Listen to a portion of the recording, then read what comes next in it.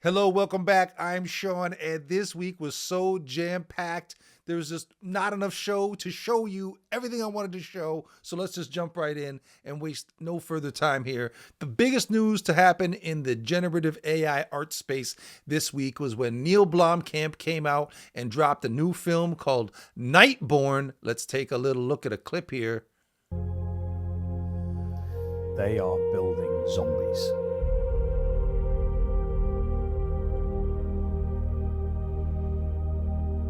And the raw material is their own soldiers.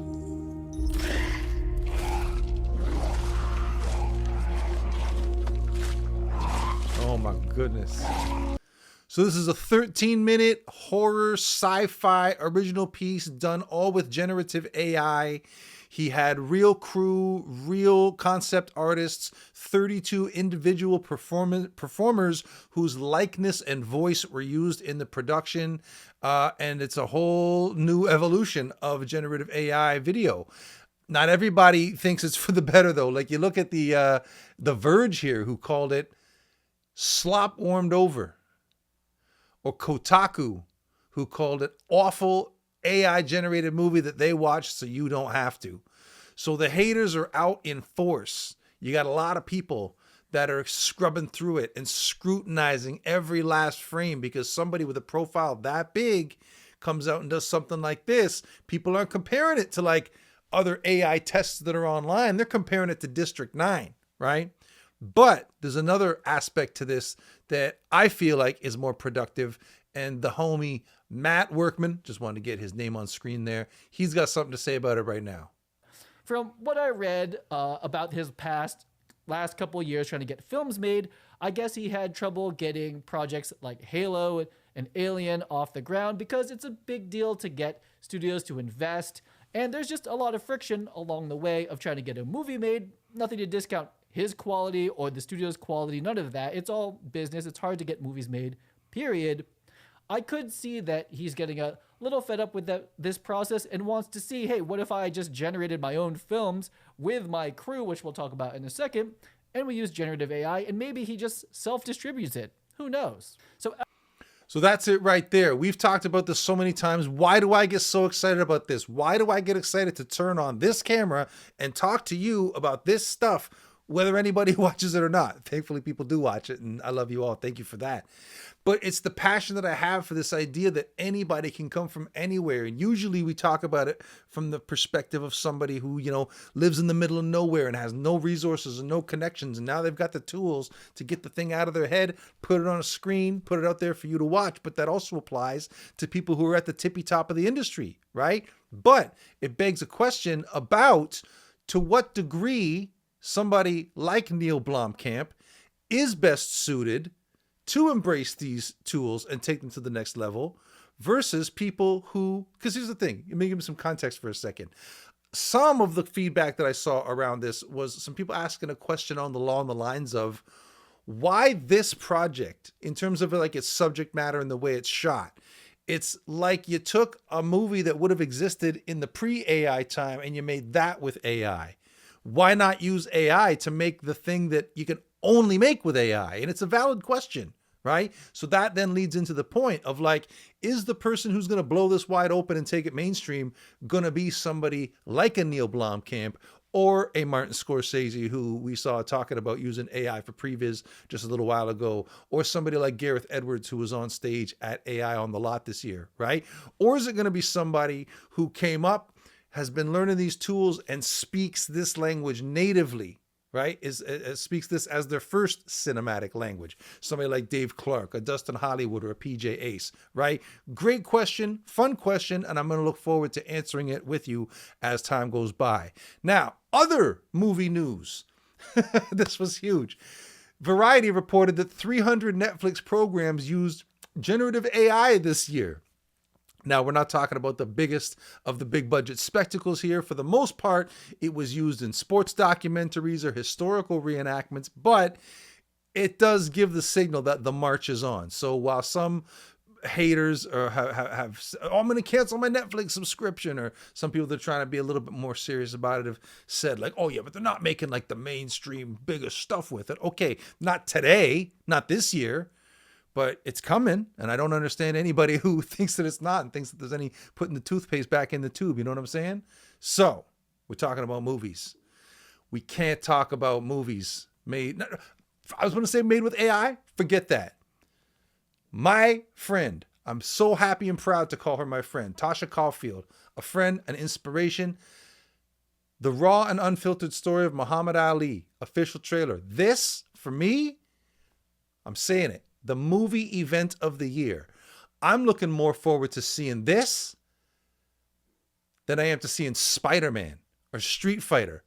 I said last week that Street Fighter was here and Muhammad Ali was right here because her trailer was coming out the day after I recorded last week's episode. So I didn't get it in last time. She put it out on the same day the episode went live. So now this is out and we can take a look at it, and oh boy. I'm tired.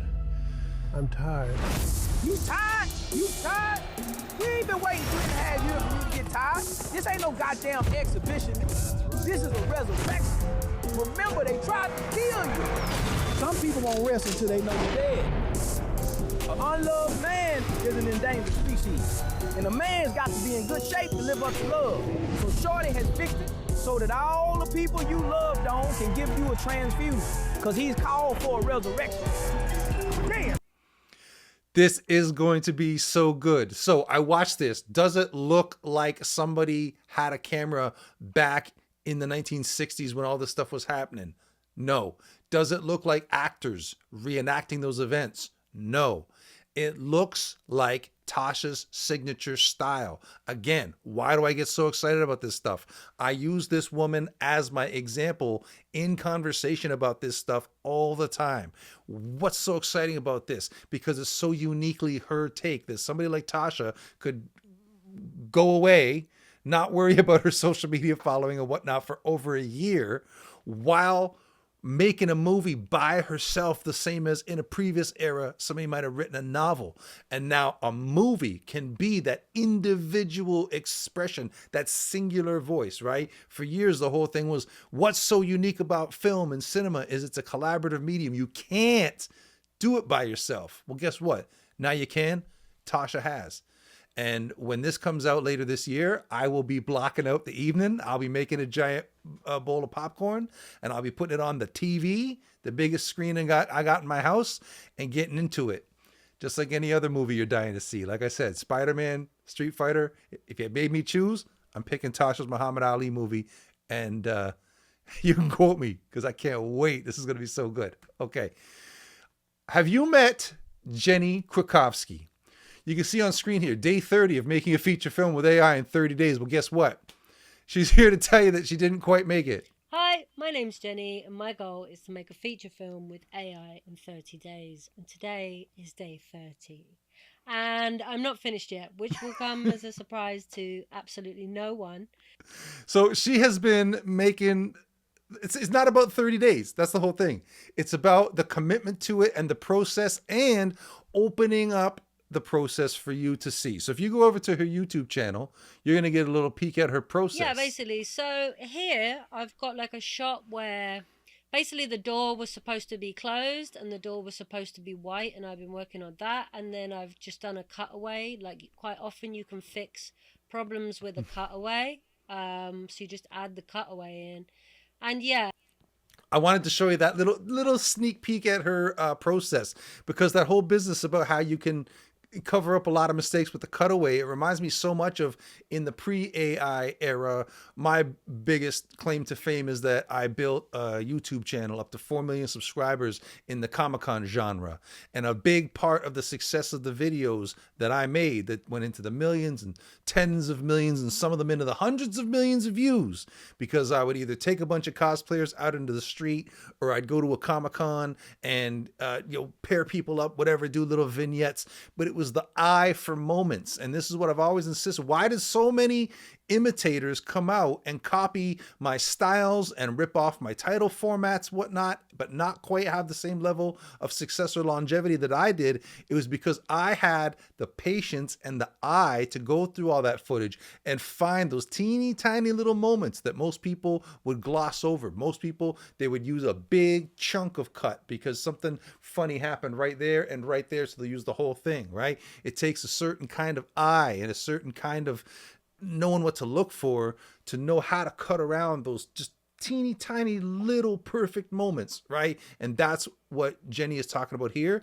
And that's one of the things that's so exciting about AI, generative AI videos, having that eye for those moments. And if you can put those together, you might have something cool. So Jenny, congratulations to you on completing 30 days. And then it'll be a whole separate congratulations for when you finish the movie. I can't wait to see it. I can't wait to watch the whole thing and take part in the event of it when it comes out. Other big news is it leaked how Suno trained its data. So apparently somebody hacked Suno last year in the fall, and Suno never came out and said that it had happened. And it's now finally got out, and we now know what they were trained on. 113,000 plus hours of YouTube music, 62,000 hours of Pond 5, 12,000 hours of Deezer, Genius Lyrics, and a plan to download roughly 1 million hours of podcasts. Oh my God. So they just like scraped everything that everybody said they were doing, that I don't want to say Suno specifically, but all these AI music apps said they were not doing. Turns out it is exactly what they were doing. So is it unethical, or is it just cool? The stuff's already out there anyway. So now we all have access to it, and it's no different than sampling.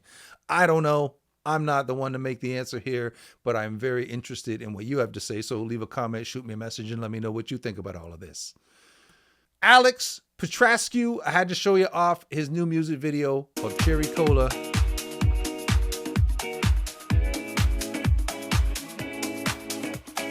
Cherry cola, Coca-Cola, sweet like sugar, sugar, pour it up. Now, the whole reason why I want to show this to you is not because the video is so great. It is. It's very fun to watch, very cute, very colorful, California vibes.